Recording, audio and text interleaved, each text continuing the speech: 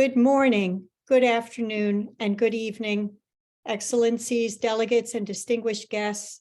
And thank you for attending our side event for the 61st session of the Commission on Social Development. We are honored that you can join us today. My name is Josephine Tyne, and I am a United Nations representative for Concepts of Truth, Inc. We are a faith-based NGO in special consultative status with ECOSOC and DGC, and a proud supporter of the Geneva Consensus Declaration, which advocates for women around the world by supporting the protection of human life, families, women's health, and the sovereign rights of states to implement their policies. Our NGO, Concepts of Truth, provides reproductive loss, recovery, and trauma counseling and counselor training, sexual and maternal health education programs and resources, and a compassionate international 24/7 crisis helpline, which has received over 20,000 calls from women and also many men suffering from the emotional and physical consequences of reproductive loss. We have posted a concept note for this event in our chat box, along with a written statement and a video that explains more about Concepts of Truth. Please feel free to use the chat box to write your questions during the presentations. And now let's move on to our youth panel, which will discuss the indecent impact of commercial sex trafficking policies and corporate abortion subsidies on women and youth, and the vital role of stay-at-home parents. Isabel Cardoza is our first panelist.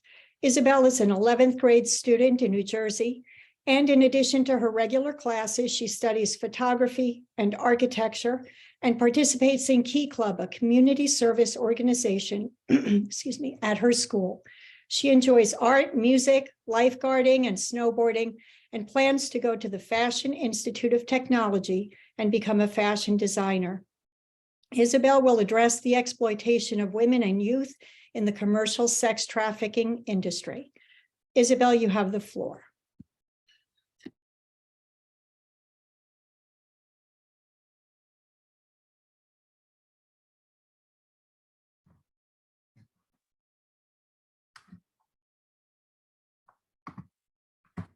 Hi, everyone. Thank you for attending our presentation today. I'm going to start the discussion by addressing the lack of protection for workers in the commercial sex trafficking industry.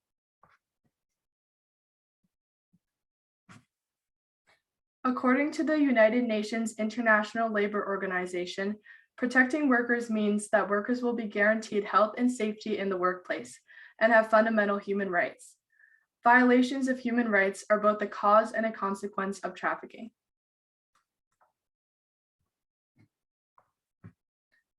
Ursula Hughes, a sex trafficking worker who escaped her captors, knows firsthand what it meant to have her human rights violated, and I would like to begin my talk by reading some excerpts of her story. A survivor's story.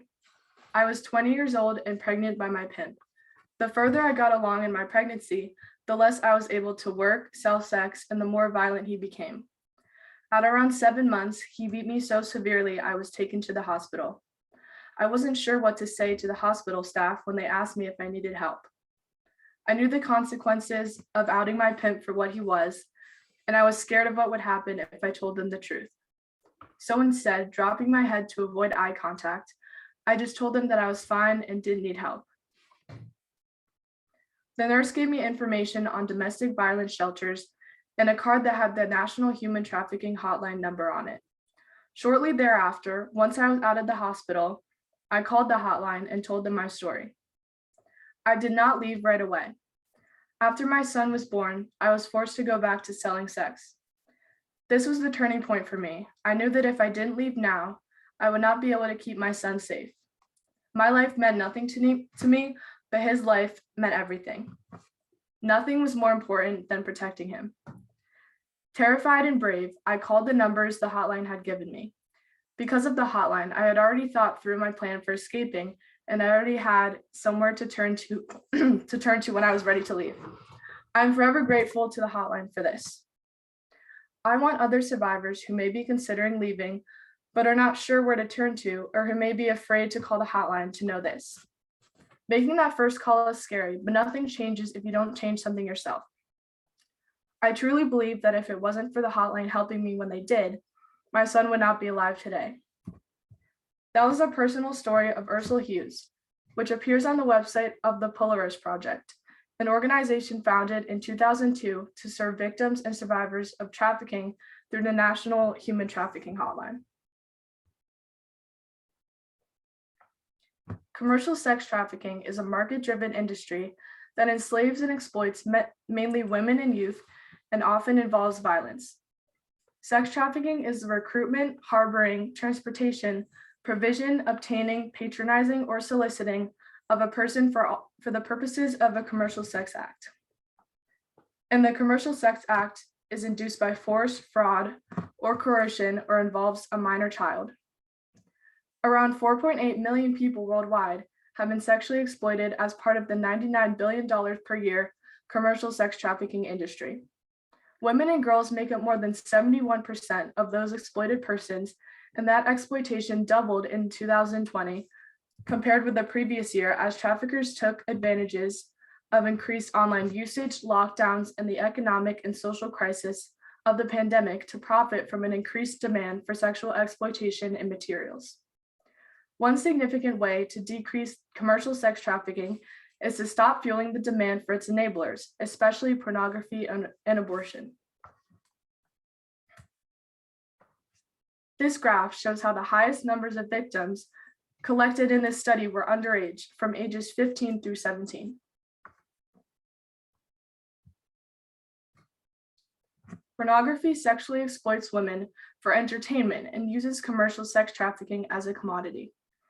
Research shows that consumers of pornography are not only more likely to sexually objectify women, but also more likely to express an intent to rape, avoid intervening during sexual assault, blame sexual assault victims, affirmatively support or passively ignore violence against women, and commit actual acts of sexual violence. As long as there is a demand for pornography, the industry will continue to exploit vulnerable persons to meet that demand. One prominent anti-pornography organization, Fight the New Drug, thus claims that modern sex trafficking and pornography often are one and the same, and their view is supported by numerous survivor stories and research. In one article, Sex Trafficking of Women for the Production of Pornography, Donna Hughes, founder of Citizens Against Trafficking, describes how women used in the production of commercial pornography in the US are often subjected to violence and coercion during filming, and their protests are often ignored.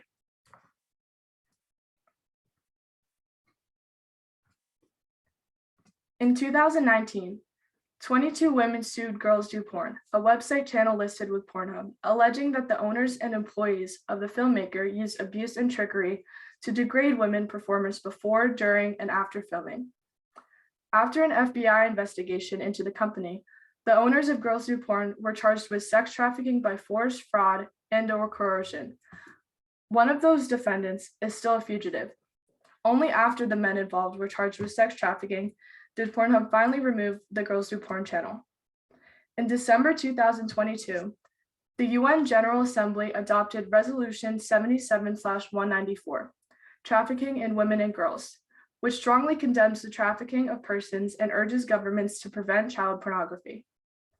Given what we now know about the violence and coercion involved in producing adult pornography, member states should consider similar measures to also limit its use.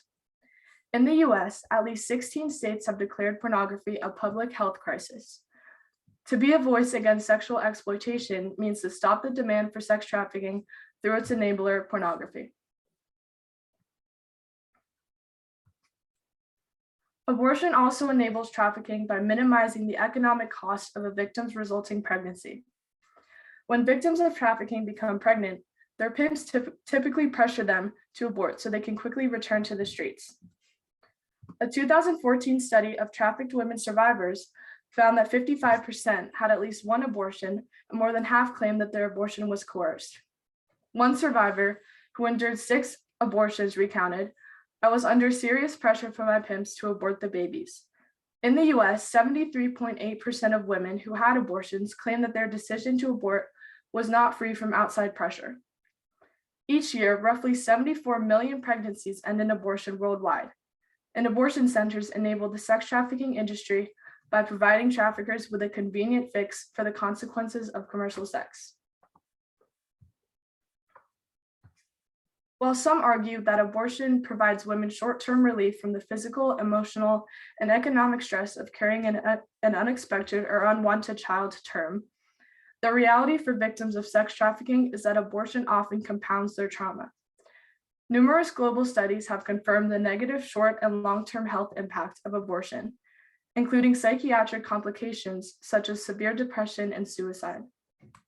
In fact, women who aborted their first pregnancy were 65% more likely to fall into clinical depression than those who had the child, while post-abortive women were at much higher risk for suicide than women who completed their pregnancies.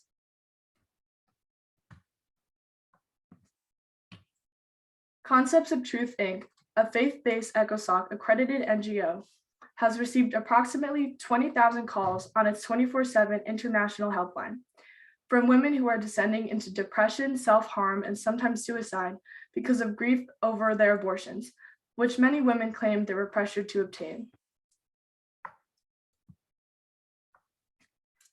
Victims who can escape their bondage must be given a meaningful opportunity to start fresh. This means the chance to overcome grief and trauma, attain financial independence, acquire safe and affordable housing, and avoid criminal liability.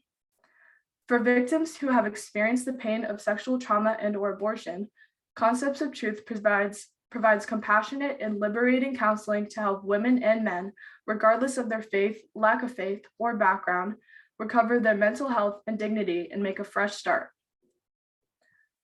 For survivors who need help climbing out of financial hardships, laws that address credit and housing concerns for victims, such as the U.S.'s proposed Debt Bondage Repair Act, DBRA, and Trafficking Survivors Housing Act, also known as TSHA, are critical to stability, safety, and well-being. Finally, trafficking victims need support to help them report their accusers and break the cycle of bondage. One study of 783 sex workers reported that 70% had never disclosed the nature of their work to a healthcare professional, apparently because they were afraid to speak up. Thus, the United Nations enacted the Protocol to Prevent, Suppress, and Punish Trafficking Persons in 2000 as a victim-centered approach to trafficking, signed by 177 countries, and the US revised the Attorney General's guidelines for victim and witness assistance to include trafficking victims. Much progress has been made in an effort to curb commercial sex trafficking, but much remains to be done to reverse the harms caused by enablers such as pornography and abortion, and help victims to make a fresh start. Concepts of Truth thus proudly supports the efforts of the more than 35 member states who have signed the Geneva Consensus Declaration to advocate for the protection of preborn human life and women's health and dignity. Among other things, the Declaration reaffirms that there is no international right to abortion, recognizes the inherent dignity and worth of the human person, that states that every human being has the inherent right to life. Member states should seek to protect these fundamental rights. Thank you. Thank you, Isabel, for that glimpse into the sex trafficking industry. And you effectively pointed out how clicking on websites that use pornography can have significant impact on people's lives. And you spotlighted some important consequences of abortion and how it makes sex trafficking cost effective. Thank you for your presentation. And now we will hear from our second panelist, Kaya Lee. Kaya is a 12th grade student at Hope Academy of the Bronx and participates in 2 different choirs. She enjoys filmmaking and plans to attend the King's College in the fall of 2023. Kaya will now discuss the trend of declining parental leave policies and the rise of corporate abortion subsidies and their effects on women. Kaya, you have the floor.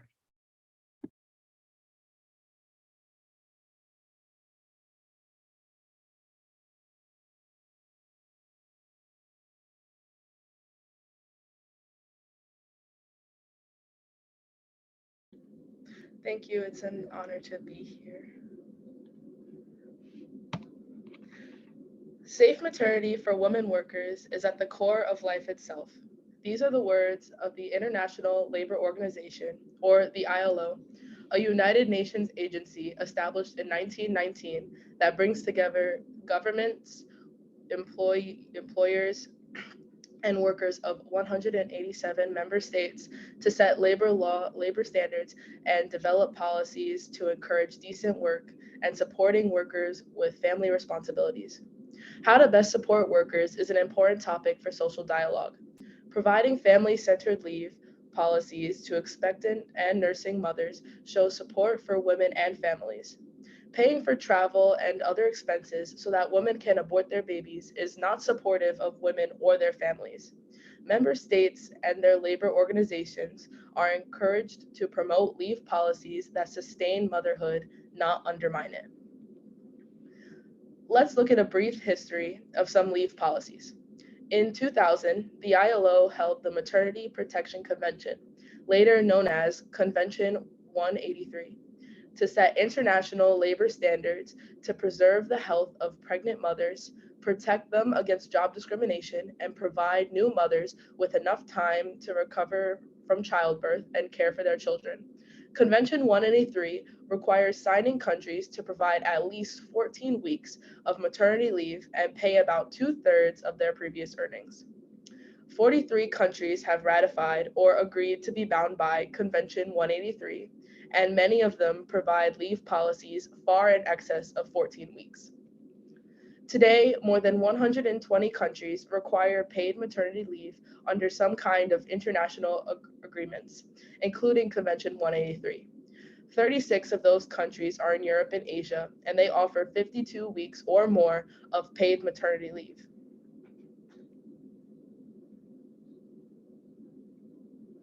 The United States falls short when compared to other countries' maternity leave policies.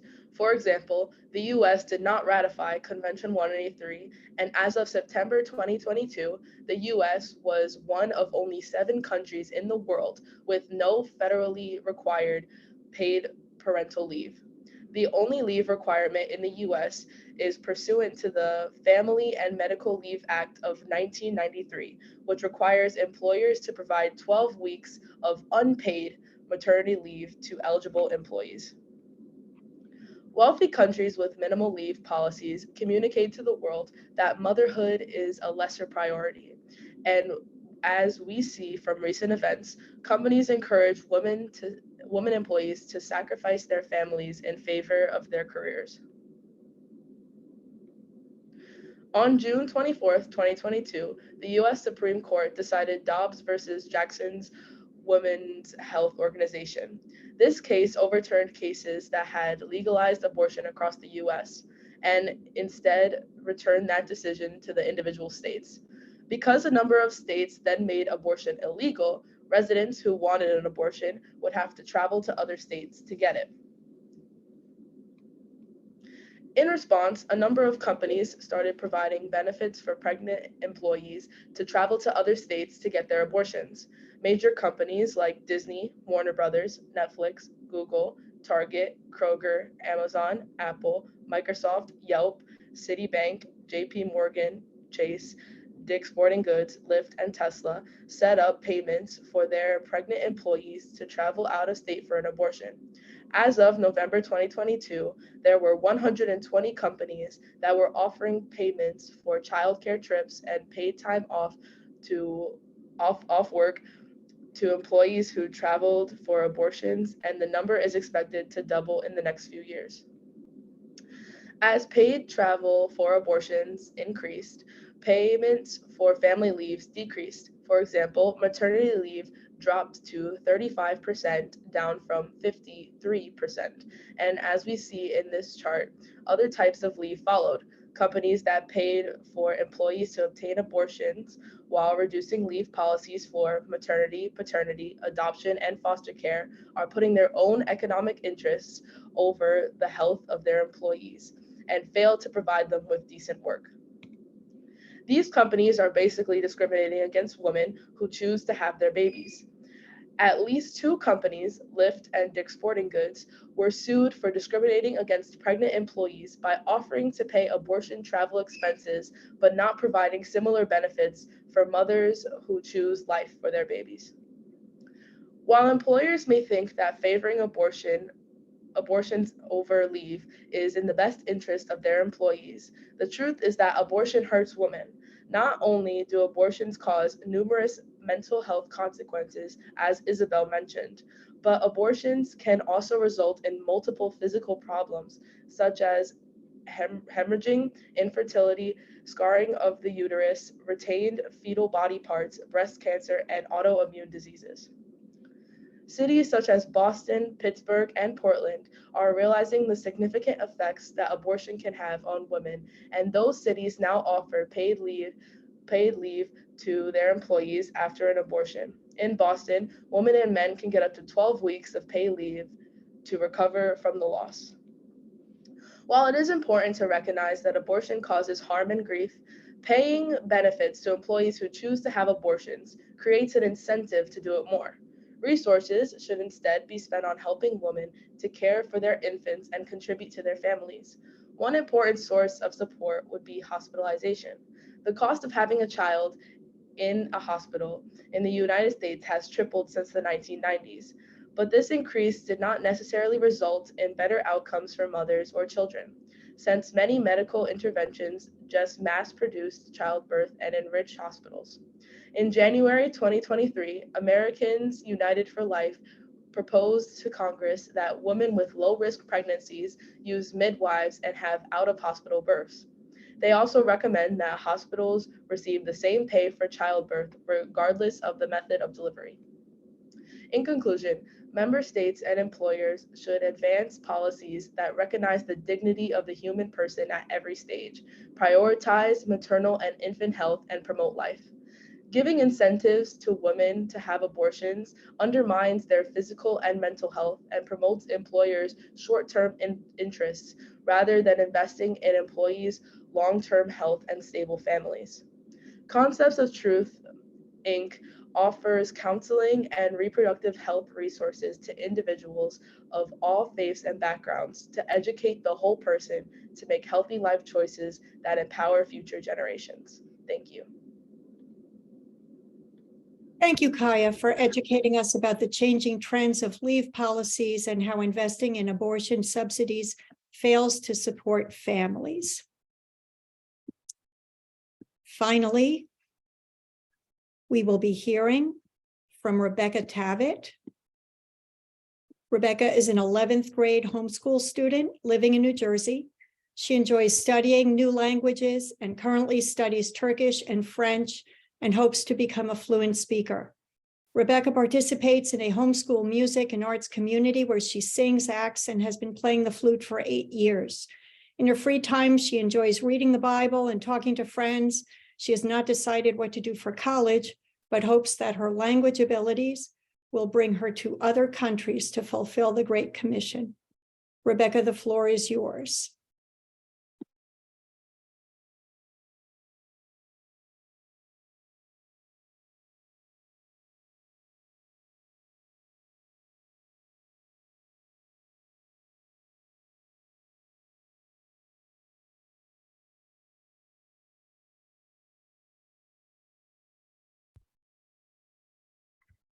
Hello, everyone. Thank you for attending this presentation. You may have heard the saying, quote, "The hand that rocks the cradle rules the world." William Ross Wallace. Motherhood is a powerful job. Until recently, though, the International Labor Organization, ILO, has not included caring for one's children along with other unpaid household services within its definition of work, so these were excluded from official labor statistics.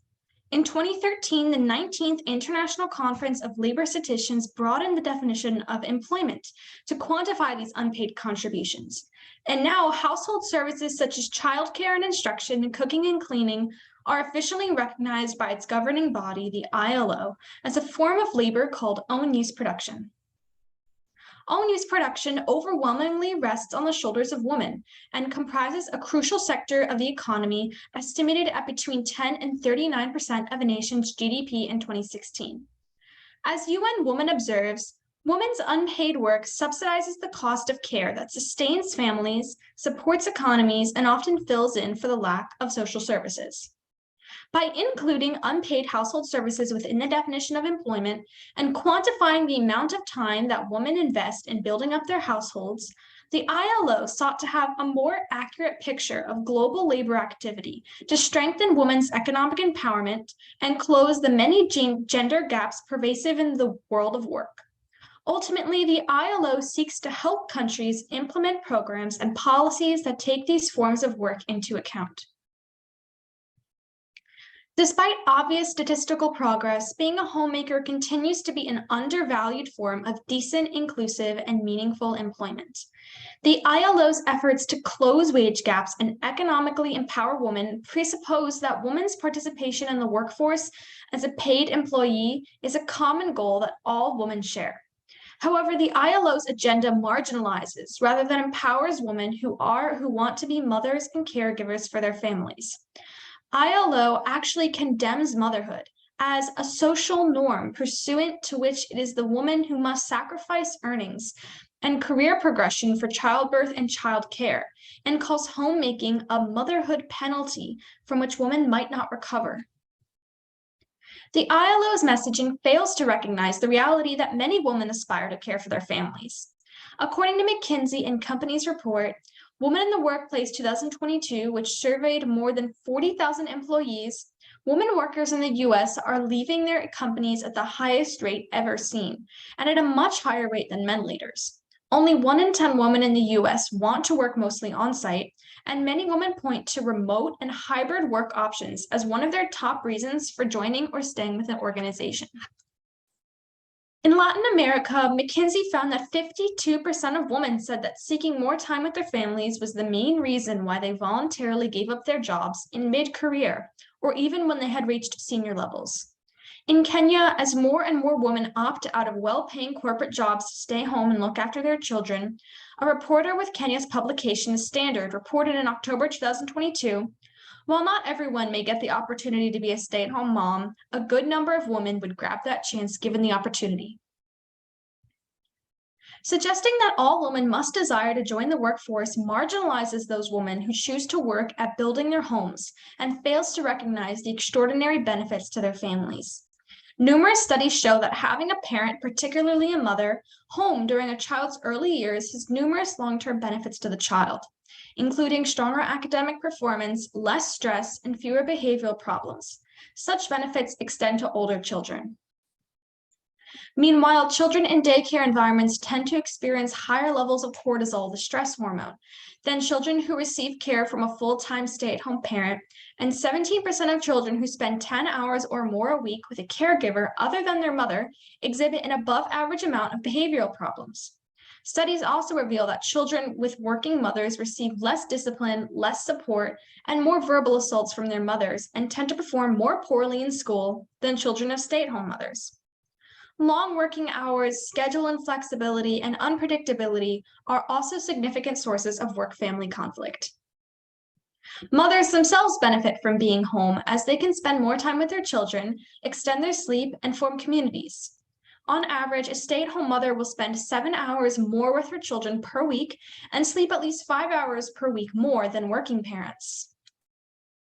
For families with stay-at-home parents who are post a public education, homeschooling is significantly more affordable than private school tuition and has lasting generational effects, and fosters communities of involved parents centered around literacy and learning. Finally, being a stay-at-home parent has economic advantages. On average, the weekly cost of a nanny for an infant is $694. And for a toddler in daycare is $226, and the average amount of money people spend to go to work each month in the US is $276, or around $3,300 per year. Some groups seek to replace the role of women in the home by subsidizing outside care in the name of gender parity. A more efficient solution is for member states to provide economic incentives for women who choose to remain in the home with their own children and encourage programs that would provide literacy, learning, and fellowship in rural communities. In 1998, the government of Norway successfully implemented a cash for care policy to subsidize parents who wanted to care for their infants and toddlers at home. That policy is said to have had beneficial long-term effects on children, such that by the 10th grade, children whose mothers didn't work outside the home because of the program had grade point averages that were up to 1.2 points higher than would have been expected otherwise. These policies were not implemented to prohibit or shame women from working, instead to value and encourage stay-at-home moms just as much as women who choose to stay in the workforce.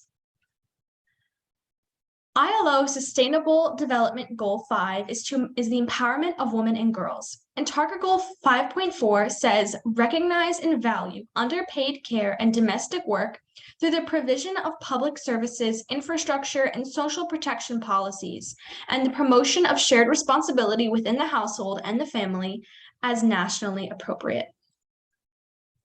As observed by the NGO IFFD Family Perspective, quote, supporting parenting is an issue of protecting children's rights to grow up in a protective and nurturing family environment and contributes to the country's human capital development, resilience, prosperity, and security. Sadly, ILO advocates that gender inequalities at work be eliminated by neutralizing the disadvantages stemming from women's reproductive function, to promote equal sharing of unpaid care work between women and men, and between the family and society at large. Not surprisingly, these attitudes, which are shared by a number of organizations, have led many women to limit childbearing, often through abortion. Thus, researchers from the Guttmacher Institute found that one of the main reasons women cited for ending their pregnancies was that having a baby would dramatically interfere with their education and work prospects. Attitudes have consequences. According to 22 peer-reviewed studies comprising 877,181 women who had abortions, women were 81% more likely to have mental health issues than those who did not have an abortion. And of those, nearly 10% of the incidence of mental health problems were shown to be directly attributable to the abortion itself, with substance abuse and suicide among the most common problems. As we heard earlier, numerous global studies have confirmed the negative short and long-term health impact of abortions, including hemorrhage, infertility, cancer, autoimmune disease, and psychiatric complications, including severe depression and suicide. Society needs to empower women by supporting them in their decisions to work in the home as well as outside the home, and encourage them in their efforts to raise stable families, which are the bedrock of a healthy and strong culture. We need to be a society that values children, not eradicates them. As the Irish Times observed, people don't consider abortions when they feel confident about their abilities to nurture children. They don't consider having one when they know they will be supported by family and, more importantly, by society. If our society was one that truly supported parenthood, having a baby would not be a crisis. Allow me to emphasize that I am not advocating that all women must stay home as caretakers, simply that women who make the choice to stay home should be valued and encouraged just as much as women who choose to stay in the workforce. Concepts of Truth International acts to spread awareness of the possible trauma of reproductive loss and its consequences on individuals and societies by providing worldwide access to competent and caring counselors who acknowledge and affirm the client's emotions and instill in each individual a due sense of human dignity deserving of love. I hope that I have demonstrated that the decent work of the stay-at-home parent is not only a legitimate form of full and productive employment, but also an unparalleled force for good that member states should encourage. A mother is a loving, honored, and powerful role that shapes a child's future. As a homeschool student of 11 years by my mother, I can attest that my mother's extensive education and love for learning has benefited my own education, inspired me to aim high, and instilled academic confidence. I would like to end with an excerpt from a poem by William Ross Wallace, whose dates are 1819 to 1881. Woman, how divine your mission here upon our natal sod. Keep, oh keep the young heart open, always to the breath of God. All true trophies of the ages are from mother love impearled, for the hand that rocks the cradle is the hand that rules the world. Blessings on the hand of woman, fathers, sons, and daughters cry, and the sacred song is mingled with the worship in the sky. Mingles where no tempest darkens, rainbows evermore are hurled, for the hand that rocks the cradle is the hand that rules the world. Thank you so much for your time. Thank you, Rebecca, for talking to us about the important and often unnoticed work of mothers, and for sharing your experience, and for that lovely poem. Finally, I am honored to introduce Millie Lace, the founder and director of Concepts of Truth, Inc., who will share more about our resources and give some closing remarks and address your questions. Millie Lace has been with Concepts of Truth since 2001 and co-authored Concepts of Recovery, the Journey, an abortion recovery curriculum, and Concepts of Sexual Health, Sex and You, a sexual health curriculum for the public schools. Mrs. Lace has presented at the United Nations in various conferences since 2005 and has served as president of the Arkansas Mental Health Counselors Association. Her abortion story has been featured on television, radio, in various books, and in documentaries, and it is now my pleasure to introduce to you Millie Lace. Thank you, Josephine. And thank you to our youth panelists today. You all have shown your expertise in discussing the negative effects of commercial sex trafficking and abortion subsidies, supporting the value of families and the important work of mothers. You also have shown your passion for promoting the mental health and well-being of youth, women, and families. And thank you to our distinguished guests for attending today. We trust that you've been made more aware of the exploitative and detrimental effects of pornography and abortion, and the need for policies that strengthen families and support women's physical and mental well-being. I just want to insert here, we are not finished, but because we have a little bit more, we have a few more videos. So as an accredited ECOSOC NGO, Concepts of Truth Incorporated recommends that member states promote policies that de-incentivize abortion and pornography and support families when considering resolutions to help with the recovery from the global pandemic and to reach SDG 3, good health and well-being, and Sustainable Development Goal 4, quality education. Author Tommy Tenney, whose writings have been translated in more than 40 languages, says, "But a man with an experience is never at the mercy of a man with only an argument."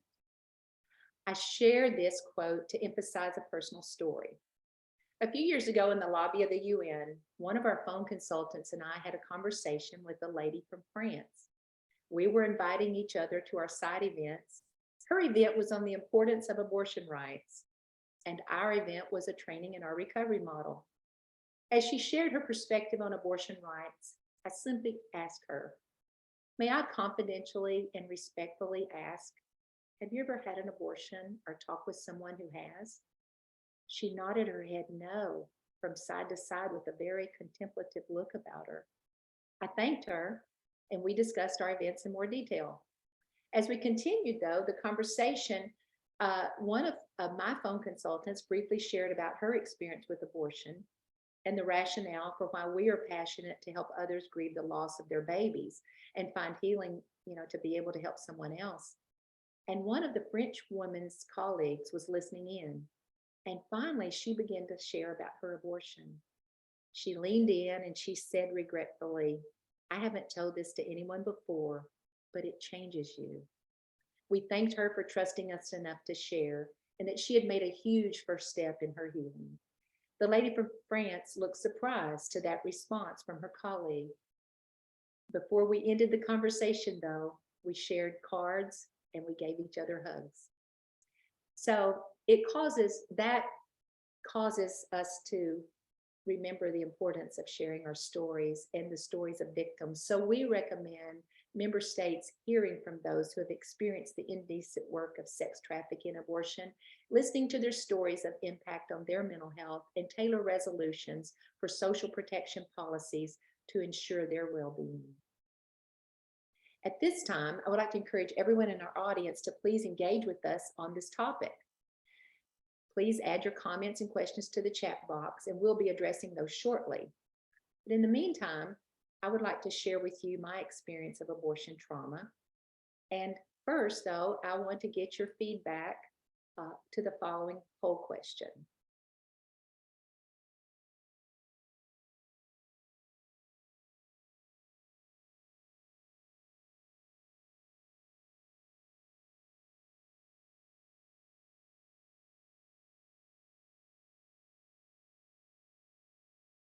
I'll just have to ask, can y'all see this question?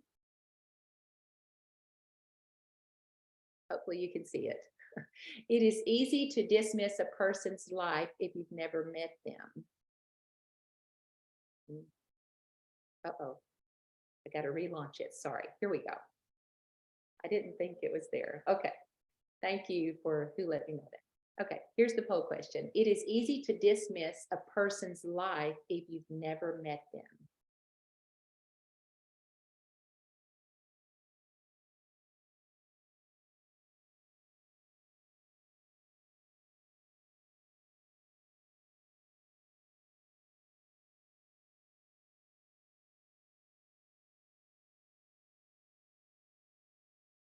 Okay, I'm gonna see if we can share these results. So we had 86% agree and 14% disagree.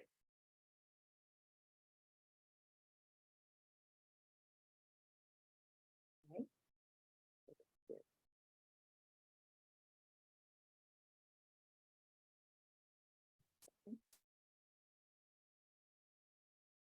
Get back to us for the screen.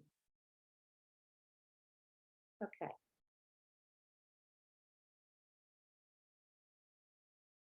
How do you value an individual for all they are if you've never been allowed to see them for who they are? Abortion affects as many lives as a single life could. As a licensed professional counselor, I have not only worked through my own grief after abortion trauma, but I've helped hundreds of other women and families do the same. Grief after abortion is complicated and disenfranchised. We're conflicted in our minds as to if we have destroyed a human life or not. It's very traumatic to think that we've killed a human being. So we push down the pain in silence and we don't acknowledge it. Some women have told me they didn't want to see the ultrasound. And some have said, excuse me, some have said they wanted to see the ultrasound, but the nurse turned the monitor away from them. I can still remember the sign that said, "Save your baby." I remember crouching down in the seat of the car and telling my husband, "They don't know why we're here, do they?" You see, I didn't think I was killing a baby, but just getting rid of some harmful tissue. It was 1979, and I had been taking an experimental drug for a tumor on my bladder. When I became pregnant, I was excited, but my doctor told me that I couldn't have the baby because my life would be in danger and that my baby could be a monster.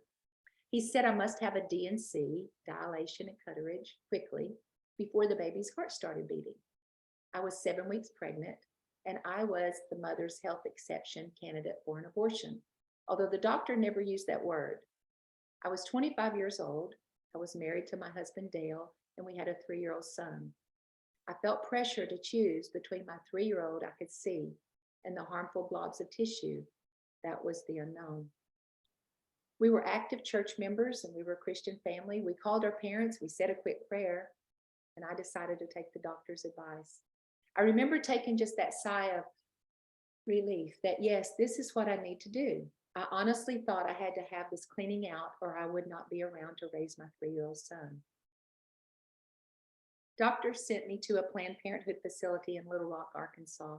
I wonder now why I was sent there if my pregnancy was at risk. I remember the cold table and the almost empty room. The nurse told me it would be over quickly.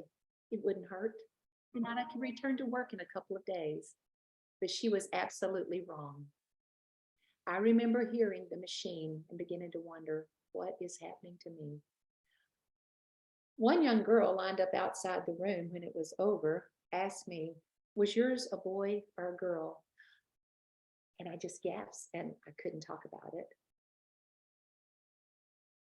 I didn't talk about it all the way home, but after I got home, I tried to walk and I began hemorrhaging, and more little pieces of parts came out as I went to the bathroom. I cried myself to sleep, and the depression began. I couldn't even say the word abortion, and I wanted to punish myself. I repressed the event for 12 years, continually had many pelvic infections, endometriosis, and I had to have a hysterectomy at an early age. The nurse said this will be over quickly, but that's not been true in my experience. I will have regret for the rest of my life, and so will my husband. But my healing began after hearing another woman's story of how she acknowledged her baby's humanity so she could grieve her loss. I finally could admit the truth. What I had destroyed was not just tissue, it was a human life. With the advancement of science and ultrasound technology today, we have an exceptional window to the womb. You will find these next video clips, plus an amazing TED Talk video, Conception to Birth, in the chat box.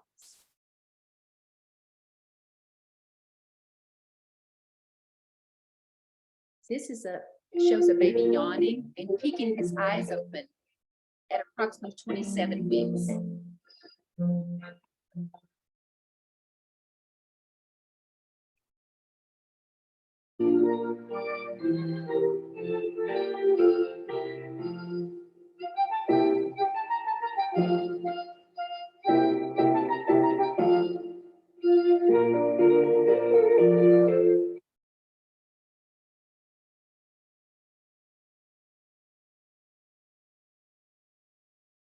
And this is a striking resemblance of that baby, but this is of a miscarried baby at 11 weeks gestation.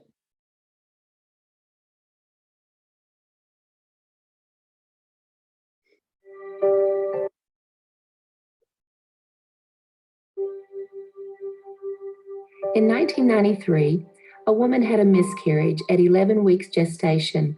She decided to release her baby for educational and training purposes. And as a former life science teacher, I'm amazed at the intricate details of this little guy. I call him a little guy because I can see his male reproductive organ. I can also see all 10 fingers and all 10 toes. I can see his rib cage. Oh, I can see personality about his face and his little nostrils. And I can see right back here the soft spot on his head. The purpose of this little guy is to bring definition and identity to the unborn. His mother named him Thomas Aaron. Thomas means one of equality. This little guy is equally as unique and precious as any child. His name Aaron means one of light. And hopefully today he can shed light on the development of the unborn. There's also a biblical reference to his name. Thomas, one would doubt until they see. And Aaron was a spokesperson for Moses. And that this baby, Thomas Aaron, will be a spokesperson for the unborn.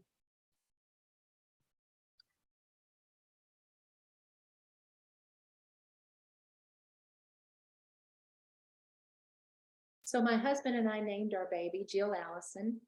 We gave her a memorial service. Giving our baby personhood and honor helped us grieve her death and heal. We founded Concepts of Truth, Inc., opened in 2001 to help others. If you've had an abortion, we want to know that you're not alone and there's hope and healing. The first step is to give yourself permission to grieve. So sharing our stories is a huge part to help someone else heal. When we hear someone else share, we know we're not alone in the journey. At Concepts of Truth, we share the truth in love. We're non-judgmental, confidential, and we're here to serve those who need healing and to educate in sexual health. Please check out the resources from our website listed in the chat box that you're going to hopefully find helpful for your communities or your NGO when serving those who need recovery and those that are maybe in need of sexual health education. Also, you'll see a direct link to our videos on Vimeo.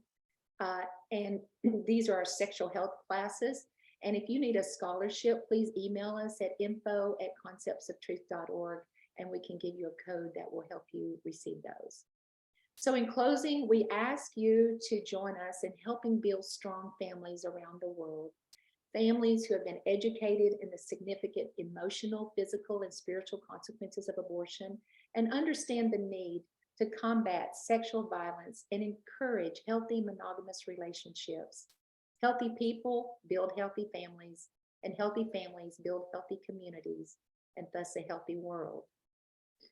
We encourage member states, as we have done through our presentations today, and other NGOs to support the Geneva Consensus Declaration for the preservation of human life, better health for women, and the strengthening of the family as to the foundational unit of society.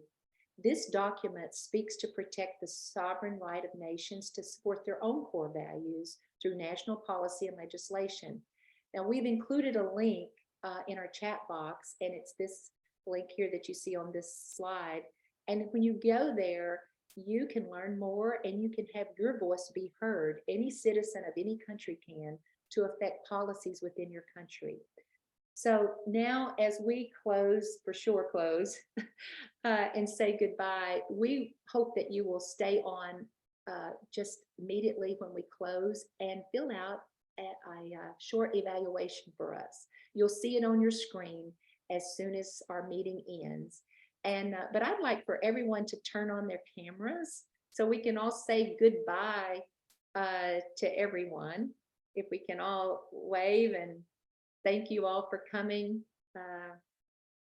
Again, panelists, if you want to click on and wave and say thank you, that's fine too. We've got just a little bit of time here. We're a little early, but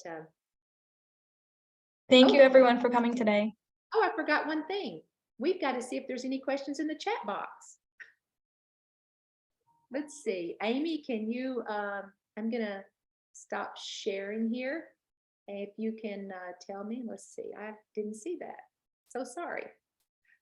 Hey, Millie, no questions yet, but anybody feel free to drop one in there now if you want to. We've had a couple of people say thank you for the presentation. Y'all did a wonderful job. So thank you all for coming and listening and be a part of it. We do appreciate you.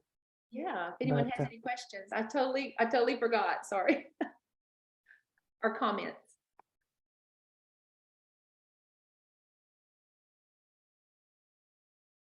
You would just have to unmute so we can hear you if you.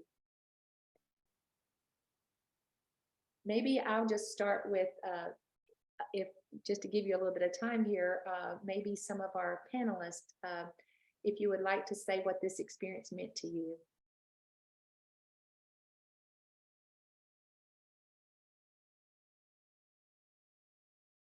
It was meaningful to me because I really thankful to be able to advocate for the importance of motherhood and staying at home, because I just see how that's really countercultural today, especially in the neighborhood I live in.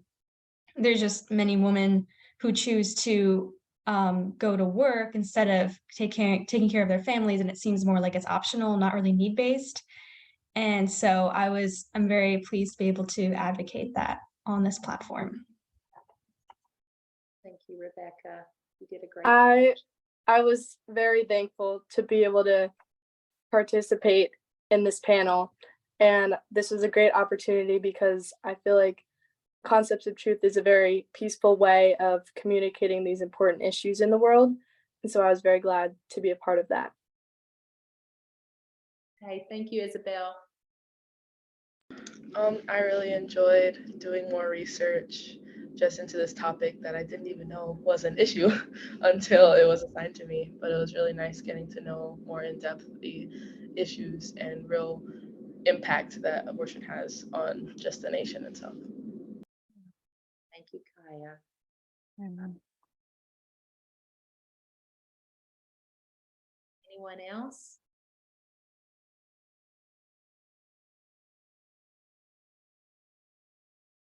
I also enjoyed listening to the other panelists as well and learning from their speeches. Yeah, same here. Same.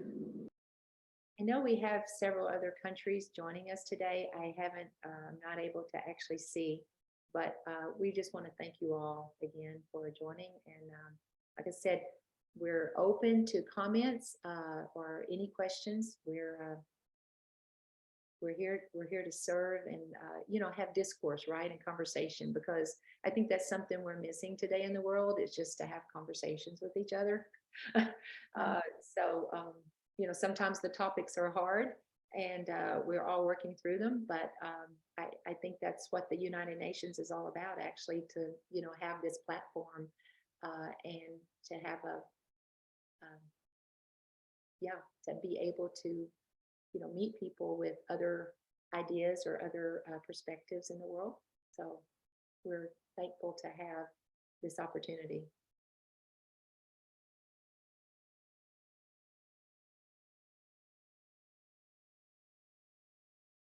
Amy, do we have anything in the chat box? No, we do not. No. Mhm. Well, that's fine. If Yeah. everyone is, well, here's one. Oh, here's some.